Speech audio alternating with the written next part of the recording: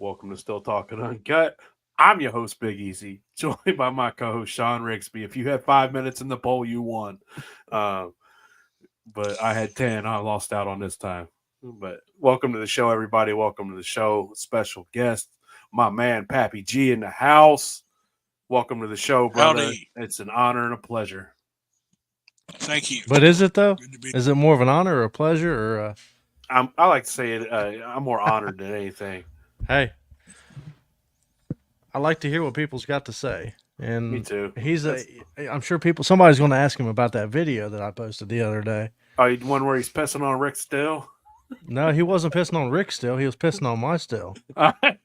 That's even better. I thought it was Rick's. That's even better. Well, Rick built it, but But it yeah. was yours? Uh-huh.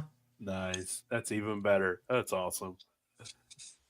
So you weren't around the year before that when we were all having issues with a specific steel builder. Not Oh, yeah. the one you're thinking, not the one you're thinking about. And I went to the car and printed out his photo and actually put it on one of Rick's steels and did the water bottle, the pissing scene. Several of us actually got in line and peed on the steel. I mean, I'd have been in line to piss on Sean Still myself. So, yeah, probably improved the flavor of things, but you can only do so much. Yeah. But, anyways, we always start before we get into this, busting Sean's balls more than we already are. Sean, what you drinking on? Well, if I had somewhere to dump this shit, that's what I'd be doing. But until then,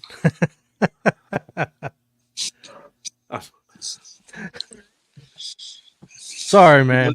You must have got the memo, Sean. There we go. Hey, my jar's signed. I don't know about yours, but damn it. I tried to pull that card. It didn't work. Well, I mean, if you remember correctly, I believe we were standing there at the same time when we both got it. We were. But, like, if I was him, I wouldn't have signed your bottle. Just out of Sean's spite. But, Pappy, talk about this. Tell us a little bit about how this came to be and where it, what distillery it was, ran through and all that fancy stuff. Well, that's the Pop Casey's only 9-grain moonshine that we're aware of being distilled in the world. That was a recipe that I came up with myself. Pop Casey was my grandfather. We kind of tell this story a little bit on the back of the bottle there.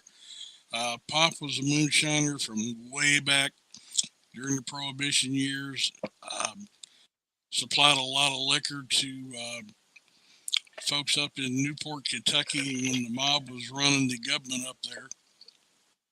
That's real close to us. And I wanted to get into moonshining, and when I had a chance to do a legal run, I decided I was going to dedicate it to Pop, because if it wasn't for Pop, I wouldn't be doing what I do. So I was offered the opportunity by Royce Neely at Neely Distillery to come in and do a run. Royce was the only one who actually approached me, and I didn't have to tell him what I wanted. He already knew what I wanted and how I wanted to do it, that I would come in and basically do it myself. And that's the way it had to be. I wouldn't do it for anybody else. I wouldn't let anybody else run it and put my name on it. So we made kind of a family affair of it. I took the week off, and wife and I made a few trips over and actually took my son with me, and we all had a little part of adding ingredients and stuff to mash in there on the first day. And it was pretty phenomenal when you're used to mashing in a 50-gallon drum and you switch over to a 600-gallon cooker. It's a big change. Yeah, it's next level. Yeah, not gonna lie, I was pretty nervous. I did the math for 3 days, over and over in my head and on paper to make sure that I thought I had everything right, and I wanted it to come out right. And we got through. Uh, we had a few people come through on tour while we were cooking it, and a couple of people thought, "Well, it kind of smells kind of weird." And of course, that got in my head, and I'm like, "Man, here we go." But when we finally run it out into the cypress fermenter, we just took a copper cup and dipped some of the cooked mash out, and it tastes just like a hot oatmeal cookie. Nice. And I knew then we had made something special, and we let it work off for a full week. And then Royce had kept telling me, he said, "I want to double distill this." And I'm like, "I don't double distill. I don't do all that crazy shit." And he's like, and finally, when it come time, he's like, "I want to double distill it. I think it'll help." And I was like, "You know what?" I said, "You got all these goddamn awards everywhere, all these gold awards and shit for stuff you've done. I'm going to give you the opportunity to show me what you know. I'm going to take your word for it." So he ran it off and ran it down way down into the tails. I'm Mm-hmm. talking like 20 proof All the into way the down Mhm. in tails. Sweetwater. For all the volume, yeah. Yeah, yeah. And we let it set for 24 hours. And I came back the next morning and I opened it and I stuck my finger in it. He's like, "You probably don't want it." And it was too late. I had done tasted it. And I was like, "Oh Spit that my shit out. God. No, Oh, you like? no." Even eat black, nasty. You can see the oils and stuff in it. But Mm-hmm. the flavor, I was like, "Oh my God." And then he had a change of heart. We were going to run it through a stainless unit. And he said, "Let's run it through Old Brownie, which is their big copper still," Nice. which suited me just fine. I was hoping that's what we would do because I Yeah. wanted to make sure we got it through all the copper. And of course, it was interesting. You get that big son bitch running, man, it's hard to control. And I kept telling him, I said, "You got to cut it back. You got to cut it back. It's running too hard." And of course, it was like 110 degrees that day outside. So we were really having trouble. It got to like 80 degrees at the worm, and I'm freaking out. I'm like, it's going to be too damn hot for anything. But we just barely had the still running, and it was still pouring hard. But luckily, it turned out pretty good, I thought. Nice. Mm-hmm. I haven't had anybody really complain about it, except for Sean, and he don't count. Yeah, we don't listen to what Sean's got to say. He's a piece of shit. So we just ignore him and All I'm anything he's gonna got to say say. is So when I drink your liquor, George. Well, when I put your liquor up to my lips, I this is gonna be taken out of context, but I swallow it too. yeah, it's I heard that was your thing. It don't get, you know. You walked into that one. You'll be getting beat up about that all night. But I guess you're used to it. So no, you started talking about I think I know what Sean's alluding to, and that was an incident in Maggie Valley that with Crazy Chuck. And Chuck had never tasted anything I made, so I thought you. I give Chuck a drink, and he spits it out on the ground and looks at me. He says, "That's the worst tasting shit I've ever put in my mouth." He's like, "How the fuck?" And he's looking at me, and I'm getting ready to deck him. I'm pissed. And he's like, "How the fuck did you get on TV making some kind of shit like this?" And I'm like, "Chuck, I ain't never been on TV in my life." He's like, "You weren't on Master Distiller?" I'm like, "No." Oh, well, give me a real drink of that then. Come to find out, Donnie Benton had put him up to it. Now, I didn't find out that till much later on. It was probably a year afterwards. He finally admitted that him and Donnie had schemed that whole thing. But I'm serious. I was ready to deck the guy. I'm like, Bet. this guy's rude as fuck, No, and like, what? he really ain't nobody to me. And I don't care. I mean, I I don't care was who he upset. is. I don't care who you are. You could be the president of the United States, man. You spit at least spit it out when I turn away. You spit out in front of me, Yeah, man. I might have to sock you. Like, I don't give a shit who you are. Have a little yeah. respect, You know, like. Hey, at least treat it like it's the old lady made you dinner and it's terrible, but you still choke it down and smile because you're in front of them. absolutely, Or be like, absolutely. that's not for me. And Steve Porter, you guys had him on a while back, and Steve said it best. He said, "Nobody will look you in the eye and tell you your liquor sucks." Mm-mm. Said everybody's going to lie to you. Yep. The best But, feedback I you mean, can get is when people don't know it's your liquor. Like, hey, man, I got some liquor. You want to try this? Yeah. If they don't know it's yours, that's when you can get honest God feedback. Yep. And thankfully, after it was all over with, me and Chuck laugh about it. I love Chuck to death. He's a great guy. Him and Sean are are two of the bestest buddies in the world. Oh yeah, absolutely. I don't know if you knew that or not, but who, me? Oh, trust me, I know. I already knew. I knew from when. Hey, we that as far as I'm concerned, that's water under the bridge. We talked when we were in Beattyville. I don't know if were you there, George? Yeah. Were you there this past year? Okay, yeah. We talked. Yeah. So, but hey, we all make mistakes. Can you crush them and move on? That's what it's all about. So, exactly. I'm intrigued as to how you like. I know you said that you was with Pop and you got started. Like, what's the first thing that he taught you how to make? What kind of still did you guys run? At what age was you introduced into it? Well, that's the funny thing is Pop passed away when I was 7. So I didn't get any information at all from Pop.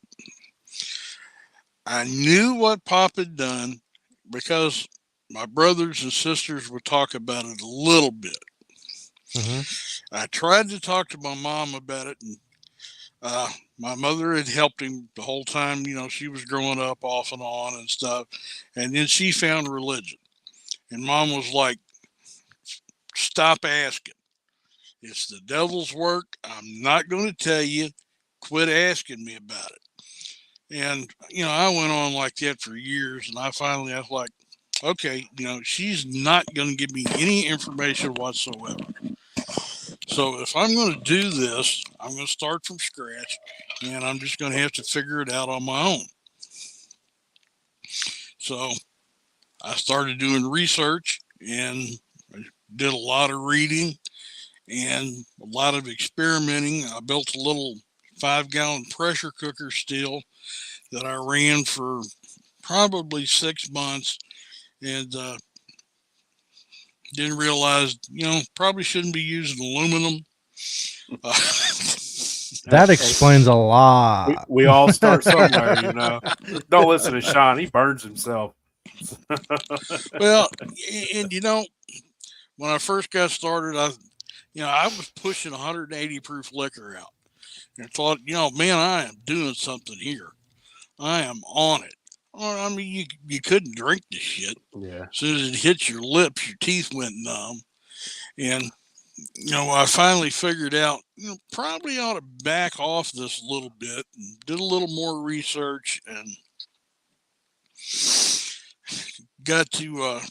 I decided to build a little bigger still. So I bought a copper wash tub, an antique boiler pot. And I brought it home and I spent almost a month cleaning out all the old lead solder, scraping it, sanding it, melting it, scraping it, sanding it, going back and forth. I used copper mesh to pull the solder out of the seams. I mean, I worked diligently, and I got it all back. And I thought, well, what am I going to do with the top? And I thought, I'm going to do something that I've never seen before. I'm going to build a manifold. And this is kind of where me and Rick met. I decided I'm going to take 3 1-inch tubes and come up out of the top of this steel, and then I'm going to run them into a 1-inch arm that runs across the top. I said that should give me the initial volume of a 3-inch cap coming down to a 1-inch arm, which should be fine for a 10-gallon unit. And that's what I did. And I ran that thing, man, for years and made a lot of good liquor on it. And I probably ran it for 5 or 6 years and decided again, well, I need to go a little bit bigger. So I went and bought another copper boiler pot. Well, I bring this baby home, and I didn't even look at it when I picked it up, threw it in the car, bought it from a lady, and I get home and I turn it over, and it's got a note taped to the bottom of it where this thing was bought new in 1908 in Chicago at like the World's Fair or some shit. So here I am with, this 100-year-old, over 100-year-old antique, and me being the guy I am, I take the 10 snips and go to hacking on it. I thought everybody around me was going to die when I told them the stories. Like, you just cut up a 100-year-old antique copper pot? And I'm like, well, it wasn't doing me any good the way it was. It's still 100 years old. Yeah, it's still 100 years old. So, I took it and I fused it together with the original and put the manifold back on top of it.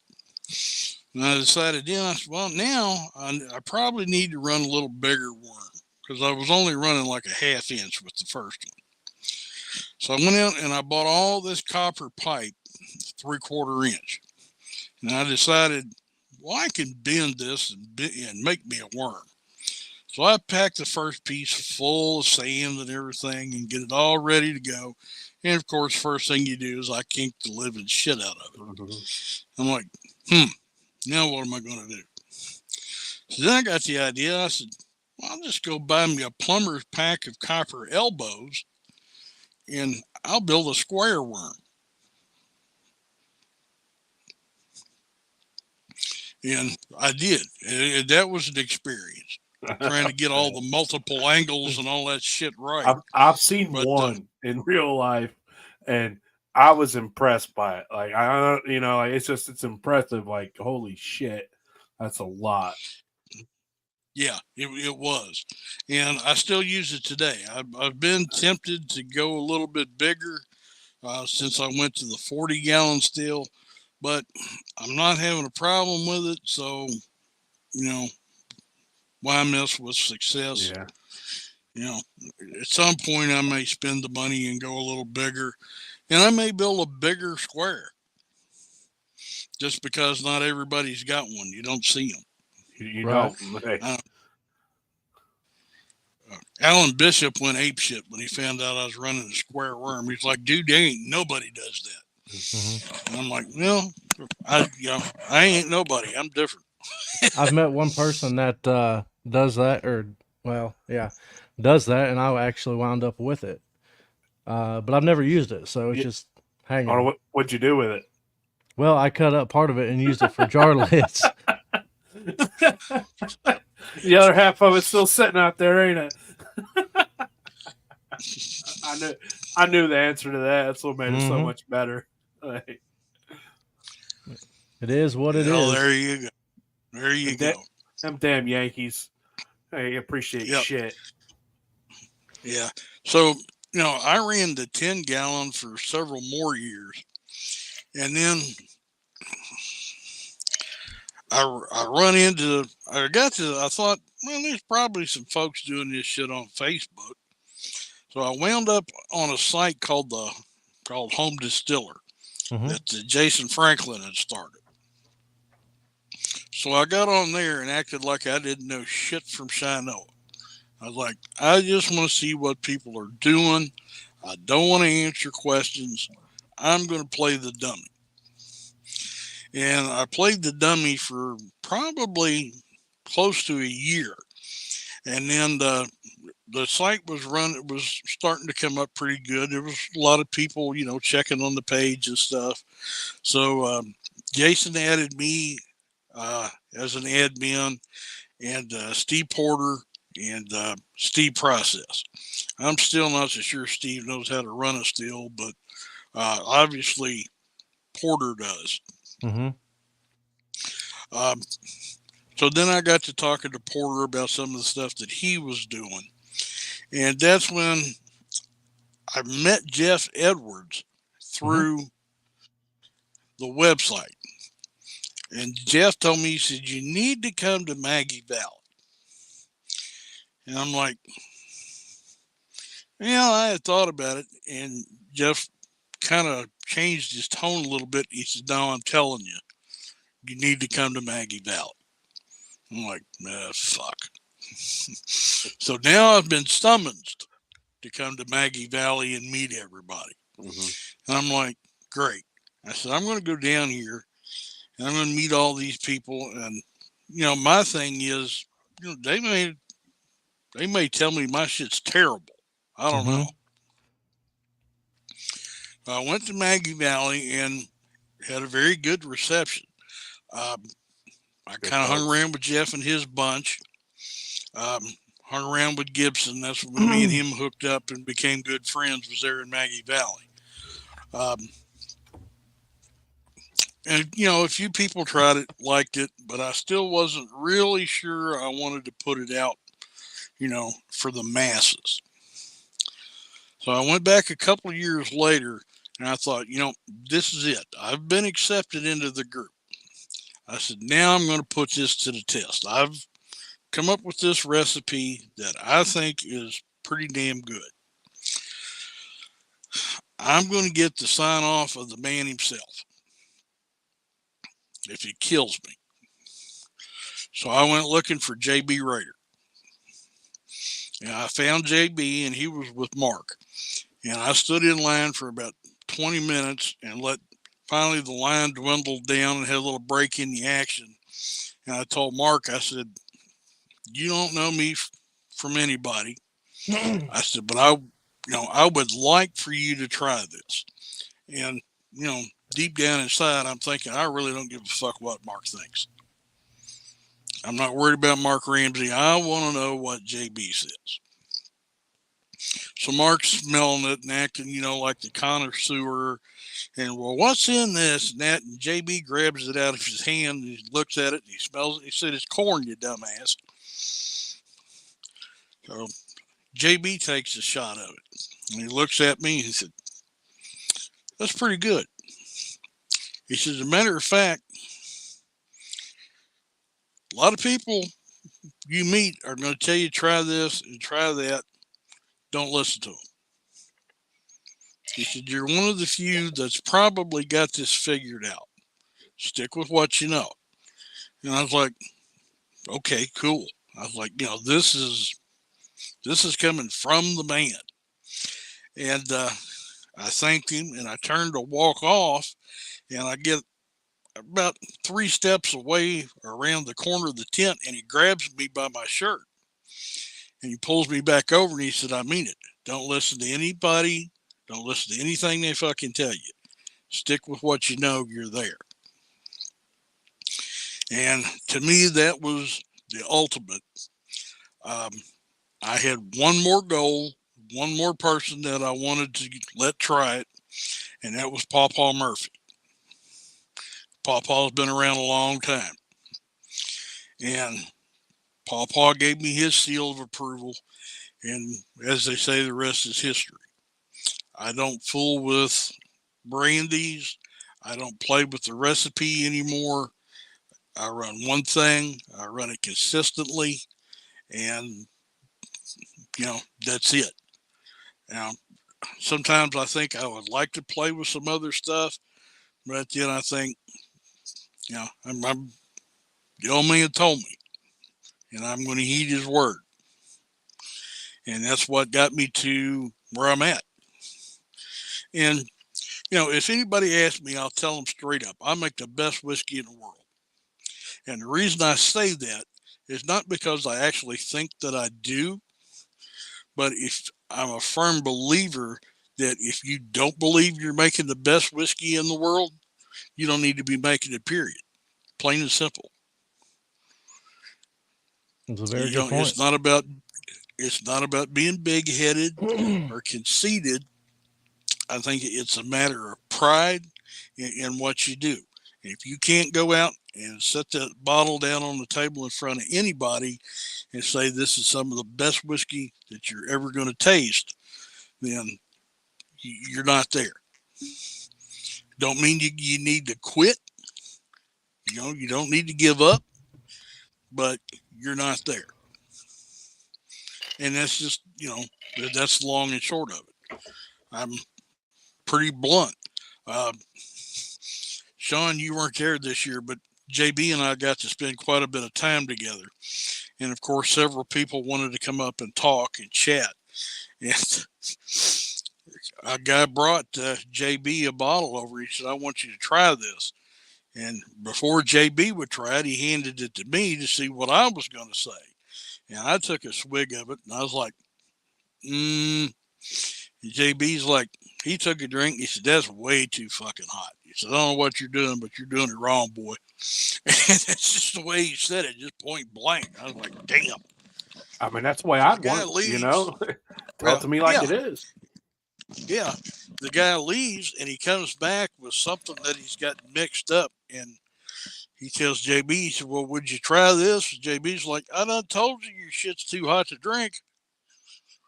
He said, mixing it ain't going to keep it, that ain't going to help it. All you're doing is trying to mask the flavor. Yep. He said, hot's hot.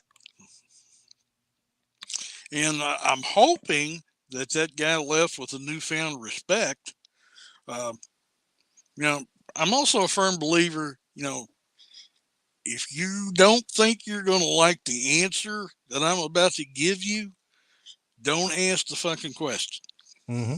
And I tell people up front, I said, I'm going to give you an honest opinion. I'm not always 100% right, but I'm going to tell you exactly what I think. If So you're going to ask be my very opinion, careful. then that's my opinion. I'm going to give you what I think. You can't expect me Yeah. to tell you what you want to know. I mean, that's why you're asking me for my opinion, so Yeah. be willing to accept the good or the bad, and if it is bad, then be willing to be open-minded enough to learn, ask the question, well, what can I do better? What do you think I did wrong? And I'm sure, whoever you're talking to will gladly give their knowledge and their info and what they know to help you along, because in the end, we're all helping each other. Exactly. And another fella come over, sit down, and was talking with me and JB for a long time, and one question right after the other. I mean, he's shooting them at us, and we answered all of his questions and talked to him and everything, and finally, Ride Daddy come over and sat down, and Ride Daddy had actually sent this guy over to talk to me and JB. And he come over and he sat down and he patted him on the back and he asked him, did you get the answers you was looking for? He's like, yeah, I believe I did. He said, I told you when I sent your ass over here that you were going to talk to somebody who was going to shoot you straight and that you needed to listen to them. Mm-hmm. And to me, that's as great an honor as somebody taking a shot of my whiskey and saying, damn, that's good. Probably more so that they actually wanted to know, had legitimate questions, and were willing to learn, and they came to me and JB to ask us. I mean, I can understand going to JB. I mean, everybody knows JB Rader. Not a whole lot of people know who I am. I guess, I'm not famous. I've never been on TV. I will never be on TV, at least not under the current circumstances anyway.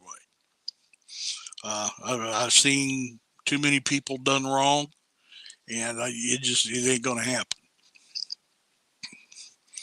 But I feel like I've hit And again, I don't want to sound arrogant, but I feel like I've hit the top of my game right now.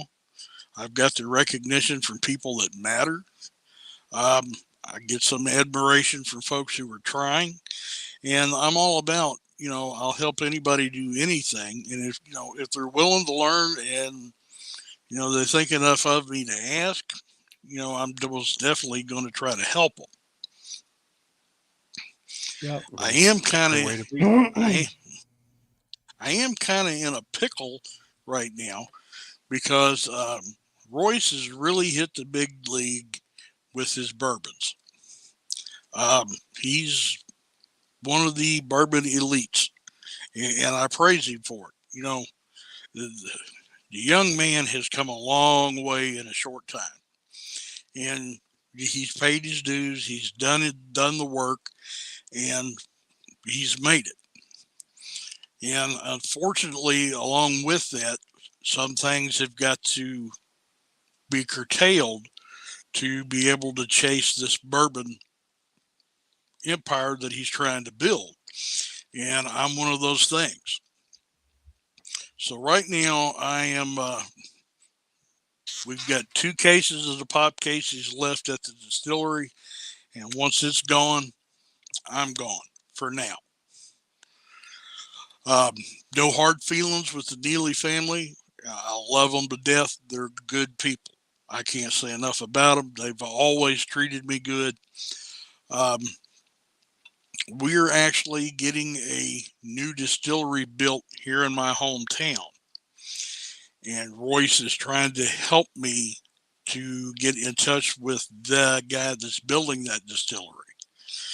Um, and will help me and encourage the guy to maybe take over and let me come in there and run the pop casing. Nice. And if not, I'll keep looking. Um, and if I can't, I can't. It's been a great run. I'm glad I did it. Is the world going to end if I can't do it anymore? Probably not. I mean, it's going to suck, but you know, I knew going into this I wasn't going to get rich off of it, and I wasn't going to be the next Jack Daniels or the next Jim Beam. Um, Willing to bet you made more than I did. Next question. well, Oh, man. Actually, I've had well, Jack Daniels yeah, and Jim Beam. I don't. But, yeah, but I mean, they sold a shit ton of liquor, so mhm, and they're in every liquor store you walk into, yeah. and So, I'm like I said, I knew going into that I wasn't going to be there, but I'm happy. I don't have any regrets. so to circle back to the jam, you want to tell us a story about getting your nipples pierced? You a little perplexed, Sean, Yeah, huh? You I didn't know don't I had think I that know one. this. You didn't know I had that one in the pocket, did you, Sean? I don't know anything about this, but I guess I'll be glad to hear it. Sean missed out. Sean missed out on this little misadventure of mine.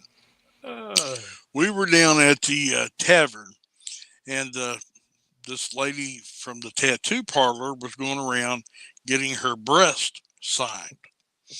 And she was actually, her father owns the tattoo studio, and she's going to have these names tattooed onto her breast.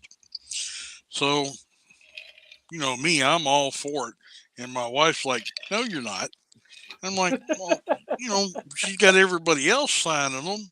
And she's like, well, you're not everybody else, and I'm here, and I don't think you need to sign them. So as the night went on and the alcohol flowed more freely, she finally agreed. So I got to talking to the girl, and I was like, I've got one of my nipples pierced, but the guy screwed it up. I said, do you think it's kind of at an angle? I said, do you think that if you did the other one, you could match the angle? And she's like, well, we can try. So I'm like, oh, okay. So I cut a deal with her for a bottle of liquor and some cash Oh, to she give do you a bottle one. of liquor? No, I gave her a bottle of liquor. I know. Yeah, it should have been the other way around by the time it was over.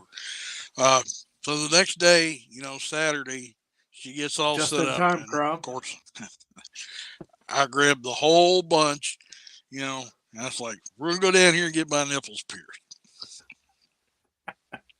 So I'm sitting there talking to her, and she's getting everything ready, and I'm like, and she's trying to measure and do all this stuff and with a protractor stuff, and I'm like, you know what? Screw it. I, let's take the one I've got out, and we'll redo it, and then we'll do the other one. And she's like, you realize this is the third time? I'm like, yeah. She said, you realize this is going to hurt? I'm like, well, the first two times didn't really feel good. And damn, she wasn't lying, man. She lit me up. By the time she got done with one, I was hesitating on the second one. And I'm like, yeah, let's go ahead and do it. Why I mean, not? you only got so much surface area, right? Yeah. So we Next got up's them Jacob's both ladder. done. Oh no. Nope, ain't gonna be none of that shit. So we get them both done, and I'm not thinking I'm wearing bib overalls. And of course, it's fucking 100 degrees. And where do the buckles on the overalls land? Right on top of them. So I walked around pulling them. I think somebody's got pictures. I had stuffed cups under my bibs at one point. Um, Cat had some little copper bowls. I used them for a little while to cover my nipples. I was doing anything I could because I was just awesome. Simply miserable. Great. And finally, the blunt queen come over and had given Donnie some marijuana oil for his sunburnt legs. And I'm like, fuck it, I'll try anything at this point. So we put the marijuana oil on my nipples, and I got some chick to do that, which was kind of fun. But how'd the wife feel about that one? And she wasn't around when that happened. I told her after the fact. Better ask for forgiveness than ask permission. I guess she knows how he is. Yeah, she knows. But that definitely helped. But I was still pretty sensitive all day. And the next day wasn't quite as bad, but it was still pretty bad. That damn jam will get you, man. Yeah, I knew the next day was going to be bad, so I started drinking heavy early. What I didn't realize was about 5 o'clock when I went over to sit down with JB, my wife showed me that I had emptied a fifth, and I had to send her to the car to get another one. Got to keep the party going, man. You can't stop. Once you're at that level, you can't stop. So you could thank old Tom Crumb for that tidbit. Tom Crumb told me to ask. Yep. If you're gonna drink all day, you got to start early, and you got to, once you get started, you got to keep it rolling until you can't stop, man. Done. One's too many, and 100's not enough. Yeah, and I never got wasted or anything. I had a good time, and I got kind of friendly and tried to get arrested by the female cop down there, she's pretty smoking hot, but I think I probably confessed to a couple. I'm sure we saw her last year. Yeah, I think I confessed to a felony or two, or something like Haze me. No shame in here. Yeah, I mean, she's. I already got hook them up to my diodes. Look at my diodes. Hook them up. Yeah, I like tase me. So, so talk about that still that you got to run that in. Was that just was there a thumper? Was it a worm coil? Was it a shotgun? It's a 600-gallon copper Vendome. Mm-hmm. it's a piece of artwork if you ask me. They're beautiful. Mhm. But we elected not to run it through the thumper the second time. The first time we did, and the second time we ran it in the big copper steam heated. No chances of scorching anything. Beautiful. It's the way to go. If you're going to go big, that's the way to go. And and then we ran through a copper coil, running through a 2-inch copper worm. It's amazing how fast steam heats that shit up, doesn't it? Those big pots. Yes, yeah. But what's cool about it is how you can control it. I mean, you can back that valve down and get it, damn near to a trickle just with Mhm. running that steam, and still, there's nothing to worry about.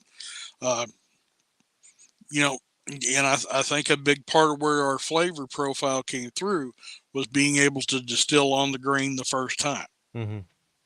Yeah, would you say with that steam, on the flip side, just a tiny turn too much, and it could puke? Yeah. Yeah, yeah. I mean, you got to know what you're doing. It's I say I ran it, but I had Royce right beside of me pretty much the whole time, Yeah. and he controlled the valve, and I made the cuts and this and that. But yeah, and it's amazing the difference in just when you can walk in and you push a button and it zooms up to a certain temperature to cook, and and it holds it automatically with the big agitator, and all you got to do is stand there and wait on it for 45 minutes, and it automatically drops down to a cooler temperature, cools itself down so you can add your malted whatever in and stuff like that. And I mean, if you're going to go big, spend the money and do it right. Mm-hmm. Yeah. I'd imagine that it's definitely a different experience to jump into that as opposed to running at home, running in the woods. You get in there and you're just like, I can imagine it could be a little intimidating at first, but then, after a minute, you're just like, it's just another still. So let's make liquor.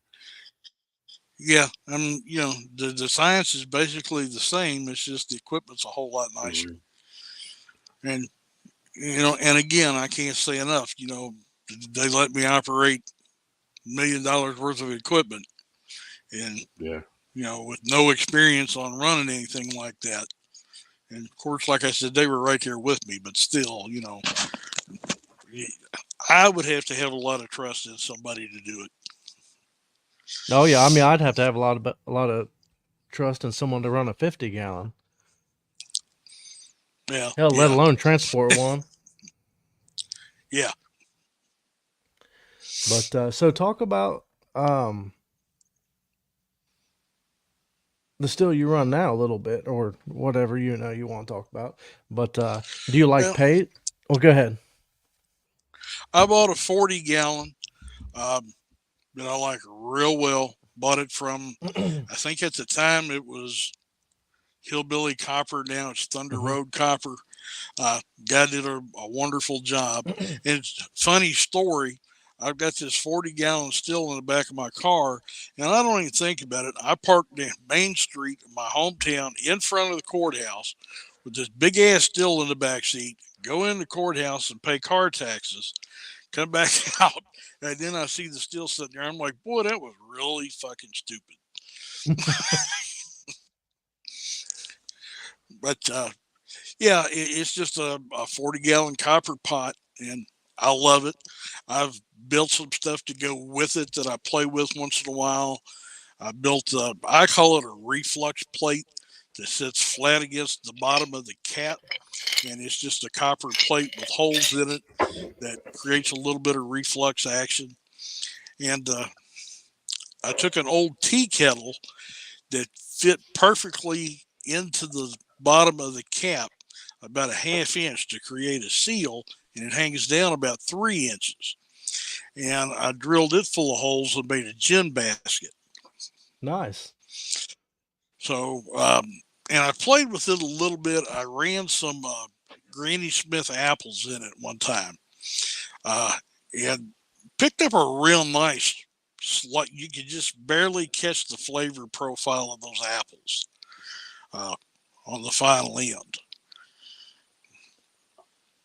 So, it was one of them things. I was bored and I was like, eh, gin basket. So Anybody can do that. I was watching a TikTok the other day, and there was this copper pot on there, and this guy was talking about two things. He was talking one about how much paste to use, and two, uh, he's got these little hooks on the outside of it all the way around. I'm not going to say who it is, but if you know what I'm talking about, speak on it a little bit. I have had some bad experiences. Me too. I was years ago. I ran out in my driveway. I had an old RV that I pulled There. crossways in front of my Right, that shop, way, yeah. and I set up the still right there in the driveway. I didn't block it. So, so lo and behold, one night the wife comes out and decides she's going to hang out with me, and I'm farting around with the still, and I can't get the burner. The burner's not acting right. I just so happened to look around, and I had gotten the gas hose too close to the burner, so the hose was on fire, leading to the gas tank. And I'm thinking, as long as it's blowing pressure out, it's probably going to be okay. When I go to dialing that pressure in, I'm not sure what's going to happen, but I know I can't just leave it burn. So I told her, I said, you might want to go over to the other side of the RV. And of course, she looks at it and she's like, oh my God. And I'm like, don't freak out. I said, we're not going to kill anybody tonight. I hope. And we got through that. Okay. A couple of years later, middle of winter, I'm going to run the manifold, get everything set up. This still don't leak. It has never leaked. It's got a tight cap that I built with rubber or a food grade silicone gasket. Never leaks. Clamp that baby down. We're doing good. It starts leaking. I'm like, something's not right here. So I tighten it down a little bit more and it's still leaking. I'm like, what the hell's going on? And for whatever reason, I put my hand up on the arm and the arm scalded. I'm like, well, it's running. And I run my hand over to the worm and the worm's like ice. And it's because the worm was full of ice. It froze solid. No shit. So I come real close to blowing it up. Damn. Wow. So when I got the new one, I thought, homie's not going to play this shit. Yeah. It's got a pressure relief valve that I put on the back of it. It's got a vacuum relief valve that I put on it. It's also got 3 copper hooks that I put on it to keep the cap from jumping up at all. So it can't move at all. So is it so it's a paste cap and you got some hooks on there and you use that to tie into and hold it down, whereas like some people throw a brick on there, you're like, hell nah, this thing ain't never popping off there. Do a brick. It's tie down hooks. Yeah, So, tie down hooks. Yeah. Nice. So, I'm not going to have that issue. I've seen people run chains over them, in X's and do things like that. I imagine that beats the hell out of your pot. So that's a good idea. Just like an old screen door. Yeah, exactly. Like I don't want to take any chances. This is too big for me to be farting around with to blow up. Oh yeah. And then Sean was talking about the paste. For a long time, I was the same way. I'd take a half a cup of flour and I'd mix up this god awful enough dough to make a half a dozen biscuits. And that's what it looked like, was a pizza dough rolled up around this damn thing. And I'm like, this is stupid. Like, I really don't need all this.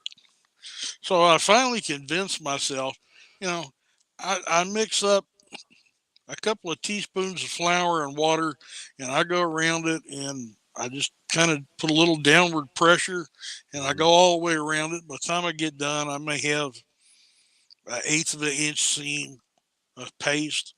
You're talking about just And pressing it into the gap as you go yeah, around. just pressing it in. And once you learn your still, you're going to know if you've got leaks in the cap, Mhm. where to look for them. I didn't tell Kevin which way I was going to set the still, so he built it to face one way. I turned it the other way, which screwed everything up. So the seams don't line up the way that the steel was built for them to line up. So I've got a little, just a very tiny gap on one side where the seam's at. So I use the paste, you know, I put a little extra in there and it's good. So I think I had made a comment, you don't have to roll biscuits or something and put around the top of your steel. A little dab will do you or something. Just enough to And fill up the Sean had cracks. caught on. Yeah. There's a lot of people out there that Teflon tape works, Che. are afraid to run a paste still. When I first started, I was ignorant. I didn't really have anybody teach me, so I tried to do, the surface. Well, what I thought at the time was the safest way possible. Just get something with, gaskets and clamps. Yep. Now, had there been something plugged up, that those clamps would also cause an explosion. Mm-hmm. The cap wouldn't blow off. Yep. Kind of like a fail safe, can be, Mm-hmm. Yep. And there is so little pressure. Mm-hmm. I mean, if you've got enough pressure to set off that relief valve, you done fucked something up. Yeah. That's right down my alley. Something's wrong. But right here, man, like I said, I almost blew one up my damn self. Mm-hmm. So it's you gotta have a little common sense. I grab the worm and I blow through it down, and Mm-hmm. make sure it's not stopped up. Yeah. Look in the cap, make sure there's nothing got up in the damn arm or something. Right. I always I run water through my worm. I rinse it out beforehand for that same reason. Make sure I ain't get a spider move up in there and make a nest or something, just anything to make sure it's good and clear. A lot of people will just tape their stuff. Okay, you're talking about taping the ends when they're done. Mm-hmm. Yep, it's a nice tidbit. Now it's a good idea. I always rinse everything when I'm done, and that's how I froze that worm. Oh, okay. Is I didn't get all the water out of it. I grabbed the worm, I blow on the end. Yeah, you do. Exactly. I do, you're right. Just like you swallow. Or take the air compressor and force some air through it and get all that water out of there. Should led with that. Just saying. Hey, I led with what I wanted to lead with, Sean. All right. Oh, that's fucking awesome. So do you go ahead? Go ahead, Sean. You good? No, go ahead. Go ahead. What kind of yeast are you partial to? Or do you like to use? I have tried several different types of dainty yeast, and I didn't have a whole lot of luck with it. I love the flavor profile and the stuff that I get from the Fleischmann's, regular old dry baker's yeast. Now, I did try and was successful in capturing wild yeast inside an old distillery building here in my hometown. Unfortunately, I had things timed wrong and I didn't have a mash ready. By the time I could get the mash ready, I wound up killing off the damn yeast. But I plan on trying that again just to see, what the difference in taste or something would be. And basically to say that I did it. And, this whiskey was made from the yeast from the Old Air Distillery, which closed in 1974. It adds to the story, adds to that mystique of that jar. Exactly. And there were actually 4 prevalent distilleries in Harrison County back in the day. And if I can pull it off from one, then I may try to go around to the spots where the others were and play around some. I don't know. Hell yeah. I know Royce is into that yeast shit. Him Alan is the two Mhm. that got me into it. In talking to them, I thought, I'm going to go out and I'm going to try this and see if it works. And sure enough, I was able to do it. And like I said, unfortunately, I didn't get to run it, but it was a pretty neat experience just doing it. Hell yeah. So, are you a sugar kind of guy? Do you like to sugar your liquor or your mash, or do you convert the grains, or do you do a partial? Both. I don't like to use a lot of sugar. A lot of the recipes and people will tell you, oh, I use at least 2 pounds of sugar per pound of corn. And I'm like, no, no, no, no, no, no. Mm. That's way too much sugar. Um, I try to stay a pound or below per That, pound of corn or grain. that's fair. And the rest of it, I try to get through conversion. Do you ever use Yeah. corn syrup? No, I have not. Okay. I've heard people doing it.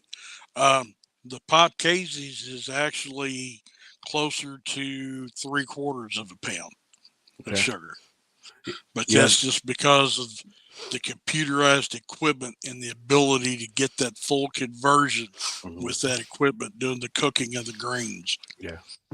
And you pick up some from the molasses. Hmm. Oh You yeah, pick for some sure. sugars up from that. So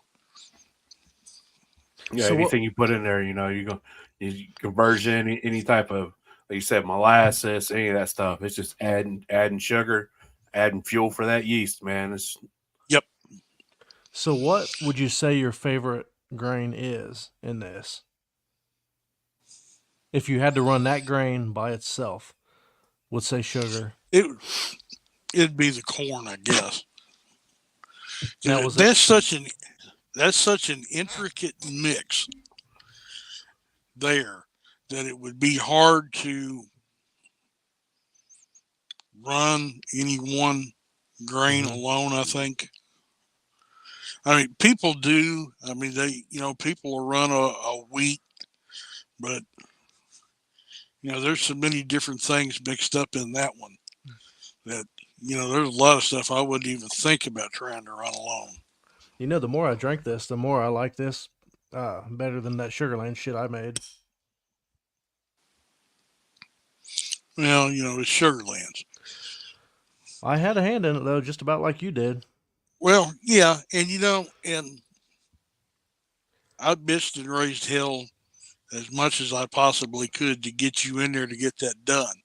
Uh, I don't think I had a hand in it, but I tried to raise as much hell as I could about it. And I was glad to, I was proud of you for when they finally stood up that you actually went down and did it. And Yeah. it means something when you put your name on something that you've done. I was afraid that they were going to try to pull some bullshit and then say, "Here's your run. We're going to put your name on it." Yeah, see that was me and Daryl, talked about that, and that was our thing. We're like, look, we want to make sure that we're able to, put a hand in it, and that's, Yeah, easy took a video the other day of, proof that, I do work every now and then. And he said the only person that has proof is Greg at Sugarland. And he and me. wasn't. Yeah, and you. And I ain't worked that hard in a long time. That's a lot of damn grain put, Oh, well, man, it was worth it though, wasn't it? Every bag, every kernel you put in there, it was all worth it. knowing it was getting made, yeah. now I'll tell you how hard I worked is I pushed a button that said start, and when I got to the correct poundage of corn, I pressed stop, and then I pressed another button that said start that fed it over to the grinder Mm, Nice. that fed yeah. it into that fed it then via conveyor over into the cooker. Now I did hand grind the 9 grain mix because we were afraid it would get lost in the grinder there. Hmm. So I did it here at home on my small grinder. So there was a little bit of work involved with that. But then, other than that, I watched one of the shop hands open 50-pound bags of sugar and pour them in for me, and I Nice. let my son I let my son pour the 5 gallon of molasses in, so I didn't have to lift that. It Oh was yeah. pretty. It was a pretty hard day. Sounds like it. It was Yeah. rewarding though. So, do you have a Yep. favorite type of corn, like a yellow corn, a white corn, a blue, a red, that you like to use? Now I always just use a plain yellow corn.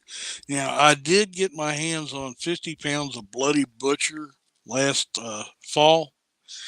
That was it made some pretty amazing liquor. I didn't run the 9 grain with it. I just run it as a corn and sugar, and it was good. It was damn good. So I wouldn't mind trying that again. Well, nothing stopping you but air and opportunity, my friend. Well, yeah, it's just a matter of getting the grain and you know getting it done. Making it So, happen. So, what's your favorite liquor you've ever made? I'm gonna pop cases. Okay, nice. I love it. I can drink it like Kool Aid. It don't. It kicks me in the ass a lot harder than a glass of Kool Aid, but just a little. I I take that and some lemonade, man, and go all day long. Hell yeah, Pop Casey. So, That's what what I made you mixed up. And go ahead? go ahead. I No, was I gonna was going say. to say So, that's what I. go ahead. Go ahead. No, you go You ahead. go ahead. Nope. The lemonade's what I got on down there at the valley. And I tell you something else that's really good with that is uh, we bought a slushy machine, Hmm. and you make a blackberry slushy and throw a double shot of pop Casey's on top of that blackberry slushy. Hmm. And by the time you get to the bottom of the slushy, man, you've got something. It's good. Hell yeah. So, where did the 9 grain come from? Is that something that you just never really heard of and you've been wanting to try it, or? And how did you come Excellent. about the grain that you did? I was someplace and I got to looking at this mix and I thought, this looks like stuff that would ferment and make something. So I'm going to try it and just see what it does. So for a long time, I just did the basic corn, a little sugar, and a quart of molasses on a 50-gallon run. But then I'm like, I'm going to try this. And, first time I did it, I was like, the mash comes out and you get that same taste. It's like an oatmeal cookie in the mash. And I'm like, this is it. You know, I stumbled upon it by accident, That just makes the by best trial and liquor. error. Yeah. Hell yeah, that's cool as shit. So, do you have any plans working or to work with another distillery down the road? I mean, other than the one that you just talked about, or?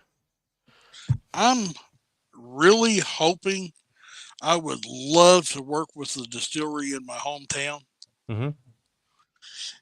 so I'm really hoping we can do something with this new place that's opened up. It's actual Barrel House, just is the name of it, and they've got a distillery in Lexington, a small one. But this one's going to be a pretty good sized distillery from the looks of things, and I think I can bring something to them, being from the area, that will help them. Mm-hmm. Uh, I've had numerous people approach me about opening a small craft distillery, and I just I don't have the funds Same. that I could take a chance on it making it. You know, This guy's got the funds. He's already got the established business. He's got an established brand out there. He's just expanding. So that makes a big difference. Oh, for sure. Well, and a lot of these places, they will source in bourbon, to get Yeah. them going. Um, and Yeah. like, yeah, and also same thing with like their flavors, and then they'll just use the Mm-hmm. still that they have to make like things like this, Mm-hmm. the good Mm-hmm. liquor. Specifics. But with that being said, have you messed around with any aging, or have you put any of this in the barrel or anything like that? I've not put it in a barrel. I put it on chips I've got some right now that sit on chips for about a year and a half, and I cut it down to like 90 proof, and man, it's liquid gold. It's good. It's real good. Well, sounds to me like you should put some more on chips Well, yeah, Sounds like and you need to fill a barrel. or a barrel. Yeah. You need to fill a well, barrel. we I've got a 30-gallon barrel that um, we acquired one day when we was over at Neely's. My wife just had to have one of the little barrels, and Royce was kind enough to give it to me rather than charge me for it. And she did exactly with it what I thought she would, and that was Make, put it in my shop for me to stumble over. And it's been sitting there. So I've been. I mean, it takes a lot of runs on a 40-gallon still to fill a 30-gallon barrel, but it might be worth it at some point. so tell everybody. I'm assuming most of these people watching know why you wanted a 40-gallon rather than a 50-gallon. But there's probably some people that don't know, and so if you would just explain why. Because it's cheaper. That's not the answer I was expecting. I Well, everything that I had set up with my mash barrel and everything was once I'm mashed in, I've got like 45 gallon of liquid. And I thought 40 gallons still would be perfect. It's a true Then one as it barrel turns still. out, yeah, and as it turns out, it was a couple $100 cheaper to have the 400 versus the 40 versus the 50. And um, Gordon gave me a great deal.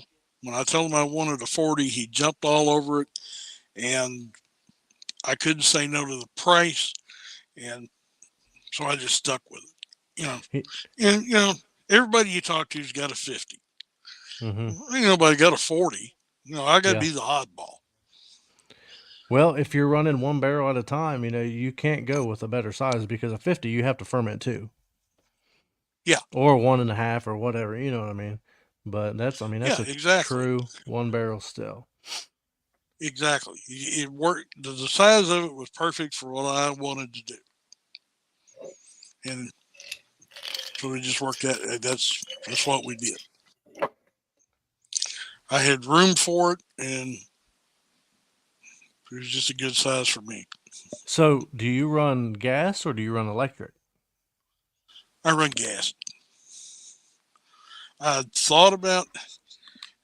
I'm somewhat in the woods. I've got a shack in the woods, and I've got power, but not enough to run an element,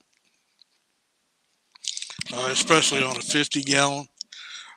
So I'm running a burner. Uh, I put a skirt around my burner, and I've got a steel plate over top of the Was burner this that was has this holes in it. was this after you took the skirt off, or No, no, the skirt's still on there. I meant you? You took And the skirt off you and put it on there. well, I've got a kilt that I wear once in a while, but normally when especially if it's hot, I'm up there naked. with those rings out. Yep. You got to watch so they get a little warm. No, but I put a metal skirt around it to hold the heat in, and it cut my heat up time by probably an hour. Really? And it helped with the fuel consumption. I've laid off playing around and building a boiler Mm-hmm. and running steam. I'm just not sure that I want to. Part of me wants to do it, and part of me says, "Don't fuck with it, because you could kill yourself." Yeah, that's one of them things. Yeah, it sounds great. Sounds like a great idea. But if you fuck up, Yeah, it's going bad. it's going to hurt, or you ain't gonna Yeah. feel shit. Well, I would say, like if Yeah. I'm gonna leave steam to the people that got millions of dollars and can have it installed properly. Exactly. Like, not saying that Exactly. I'm not down to make me a sketchy ass steam setup and run it. I'm all for that shit. Let's get it. But at the end of the day, just give me a propane burner, man. We're gonna make liquor. So. Yeah, for a solid $25 or whatever. Yeah. Yeah, it's worth it. You Every shut up, time. Sean. You're all elements now. You're not allowed to talk on propane. The only time you use propane is when you burn your hand on the bottom of kegs. Man, if it wasn't fucking red hot, I wouldn't have grabbed it. Yeah. That's a He's story got one for of a the different general. day. He's got the General Electric still up there, so Yeah, he does. He doesn't went over to the dark side. But anyways, we've had everybody on here long enough. Pappy G, man, I appreciate you giving us your time, your stories, your knowledge. It was definitely a great time. I can't wait. I'm sure I'll see you in Beattyville if you're there this year. Oh yeah. I'll be there, hopefully. But anyway, like I said, it was an honor and a pleasure to have you, man. Thank you so much for giving us your Monday night. Yes, I sir. really enjoyed I listening appreciate to you you guys speak. having me on. Oh, anytime, man. If you ever do get another label with another distillery, let me know, man, and we'll get you back on here and Hell yeah, we'll we'll advertise talk about it. Yeah. Yeah, shit. Let us know when it's coming out, man. We make a drive. I'm Mhm. always down for jar releases. So as long as I can drive there, if I got to fly there, then you got to mail me a jar because I'm not going. So Yeah, I don't blame you. Don't blame you at all. But anyways, we hope everybody has a great night. Thanks for tuning in. Sean, did you want to talk about the thing that's going on at Neely with your dad real quick? Huh? All right, I guess not. Well, I'm trying to make that another show. Okay. We'll get to that later on. So anyways, thanks everybody for listening. Check us out, Apple Podcasts. We're there. Rewatch us on YouTube. We'll be here. Spotify. Yeah. Everybody have a great night. Pappy G, have a great night, brother. I appreciate you being here. Yeah. Y'all too. Roll Tide. Roll Tide. I'm Tide fan. Roll Tide. So y'all have a great night, man. We love all y'all. Shine on. See ya. Bye.